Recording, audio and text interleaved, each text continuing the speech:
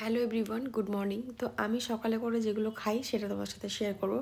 মানে pregnancy routine যে যবে থেকে শুরু করেছি সেটা তোমার সাথে শেয়ার করছি। এখানে রয়েছে, দেখো গ্লাসের মধ্যে যে পানিটা রয়েছে, এটা হচ্ছে জিরা ভেজানো পানি। রাত্রে 1 গ্লাস পানি দিয়ে ভিজিয়ে রেখেছিলাম, তারপরে সকালে ওটাকে ফুটিয়ে অর্ধেক করে নিয়েছি, যেটা এখন খাবো। তার সঙ্গে রয়েছে কিছু ড্রাই ফ্রুটস, বমির ওষুধ, আর রয়েছে মধু, যেটা একদম সকালে খালি পেটে আমার লাগবে।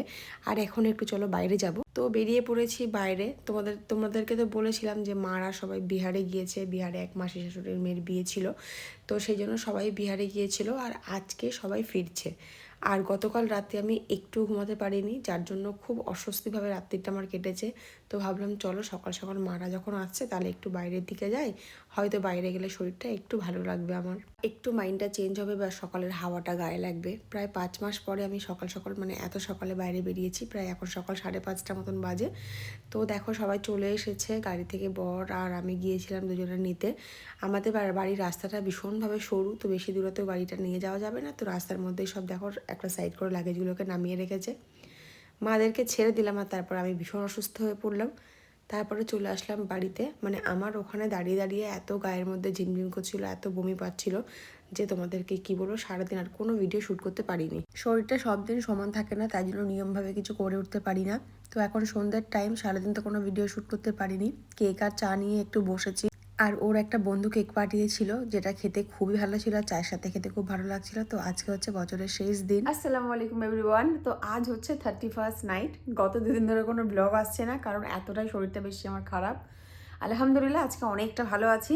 সন্ধ্যাবেলা বাড়িতে একা একা বসেছিলাম, বরকে ফোন করলাম, বর চলে এসেছে, নিচে আছে, আসবে। আর এই দেখো এই কেকটা দিয়ে গেল, বরই দিয়ে গেছে আর কি, বরের এক বন্ধু আমার জন্য পাঠিয়েছে। তো সবাইকে অ্যাডভান্স হ্যাপি নিউ ইয়ার। সবাই ভালো করে নিউ ইয়ার সেলিব্রেট করো। আলহামদুলিল্লাহ 2025 তো আমাদের খুব ভালো গেছে। আলহামদুলিল্লাহ যেন 2026 আমাদের খুব ভালো যায়। এই 2025-এ আমরা অনেক কিছু পেয়েছি আর অনেক কিছু হারিয়েছি। কি হারিয়েছি সেটা ম্যাটার করে না, ম্যাটার এটা করে তোমরা কি পেয়েছি। তো পেয়েছি অনেক কিছু। আমি তো আমার জীবনের সবথেকে মূল্যবান কিনতে জিনিস আমার জীবনের, তো এই 2025-এ পেয়েছি। তো হাজার হাজার শুকর আল্লাহ পাকের কাছে, যেন এইভাবেই দিনগুলো কাটে, ভালো হাসি খুশি, সংসার ধর্ম সব কিছু নিয়েই। সো অবশ্যই এনজয় করো সবাই, কিন্তু নিজের সেলফ ডিফেন্সটা অবশ্যই বজায় রেখে, মাথায় রেখে, নিজের সেফ সাইড রেখে অবশ্যই এনজয় করো। তো তোমাদের কার কি প্ল্যান আছে কমেন্টে জানাতে পারো, বাট আমার কোনো প্ল্যান নেই। আমি একটু এখন চিকেন ম্যারিনেট করে রেখেছি, আমরা চিকেন পকোড়া আর কফি খাবো। আজকে রাতে কোনো খাবার নয়, কিছু না, শুধু চিকেন পকোড়া আর কফি খেয়ে আজকে রাতটা কাটাবো। আর এখন আমি বসে বসে যে কেকটা খাচ্ছি, এটা ওই যে বললাম বড়ের এক বন্ধু দিয়ে গেছে।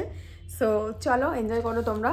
আর ভিডিও ভালো লাগলে অবশ্যই লাইক করো, কমেন্ট করো, চ্যানেল সাবস্ক্রাইব করে অবশ্যই পাশে থেকো, ঠিক আছে?